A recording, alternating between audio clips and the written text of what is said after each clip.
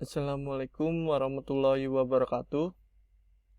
Saya akan mempresentasikan tugas besar 2 jaringan saraf tiruan ini yang diajarkan dosen pengampu Bapak Dr. Setio Budianto, STMT, dan saya akan memperkenalkan anggota kelompok kami ini, kelompok 3, yang terdiri dari yang pertama Jikrul Jadid Al-Muklasin, kedua Haikal Putra Yuliawan, dan ketiga saya sendiri Galuh Ramadan, dan yang terakhir keempat Mas Dianton.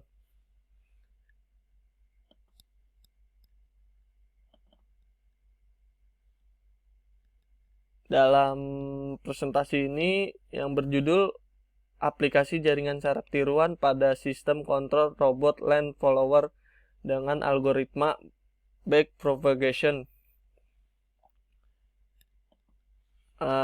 Di sini memperjelaskan tentang roadmap-nya, di mana dunia elektronika yang semakin berkembang pesat tidak terlepas dari sistem kendali otomatis.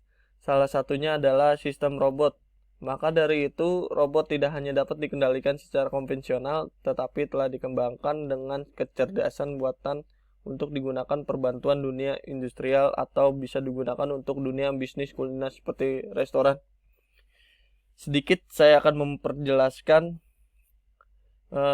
apa itu dari sistem kendali otomatisnya untuk dunia industrial dan dunia bisnis kulinernya seperti restoran itu. Kita akan nextnya slide-nya. Nah, di sini digunakannya robot di dunia industrial seperti pabrik otomotif dan pembangkit listrik, mempermudah pekerjaan dan mencapai target produksi yang tidak memakan biaya atau cost. Pembayaran produksi membengkak. Untuk dunia kuliner seperti restoran siap saji, dengan adanya perbantuan robot ini sangat bisa memuaskan pelanggan untuk melayanan tepat waktu penyajian. Namun, seringkali masih terjadi kegagalan sistem pada robotika itu tersendiri. Nah, saya akan memperjelaskannya robot di dunia industrial seperti pabrik, otomotif, dan pembangkit listrik, di mana pabrik otomotif seperti kendaraan roda 2 atau kendaraan roda 4 itu sudah memakai sistem ini. Dia karena akan mempermudah pencapaian target produksinya pabrik itu tersendiri, dan juga akan mempermudahkan SDM, sumber daya manusia pekerjanya itu sendiri.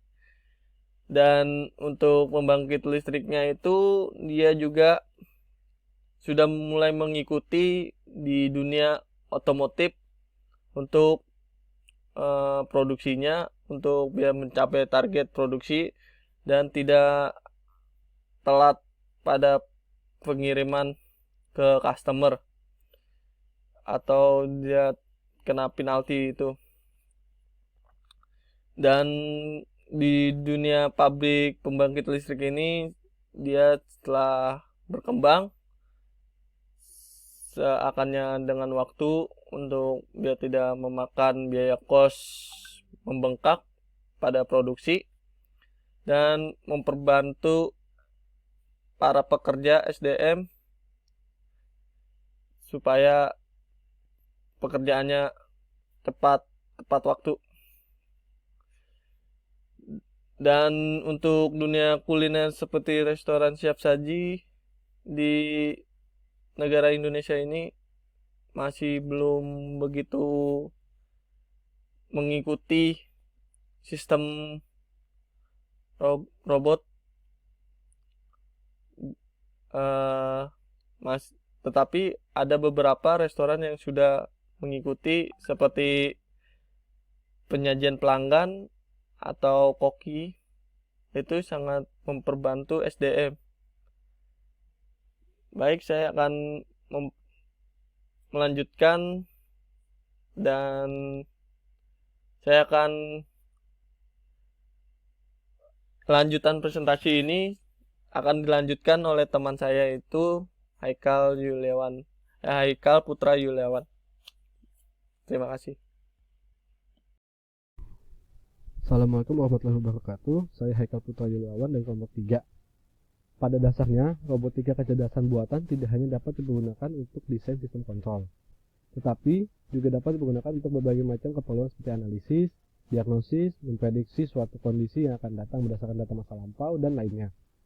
Kecerdasan buatan dapat diaplikasikan dalam berbagai bidang, antara lain elektronika, biomedis, otomotif, listrik, ekonomi, kelautan, pertanian, geofisika, dan sebagainya. Posisi penelitian. Penelitian ini menghasilkan robot line follower dengan putaran motor yang sesuai dengan nilai pembacaan sensor, dan dapat berjalan mengikuti jalur dengan lebih baik atau gerakannya lebih halus dibanding hanya menggunakan kontrol konvensional pada robot.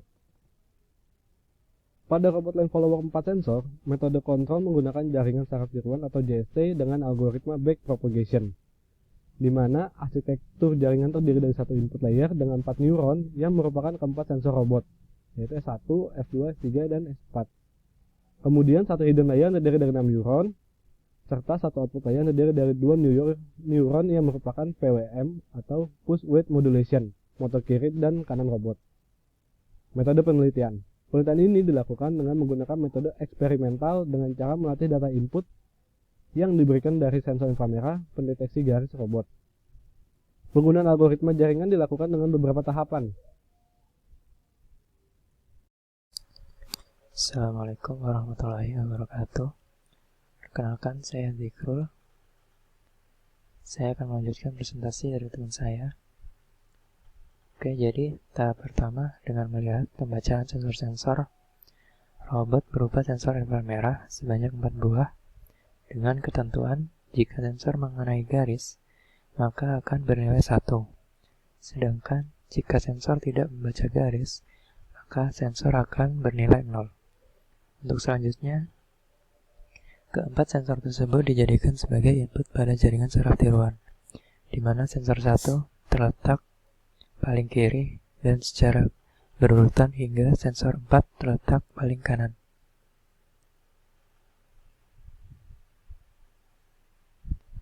Tahap kedua adalah mengatur PWM motor pada robot.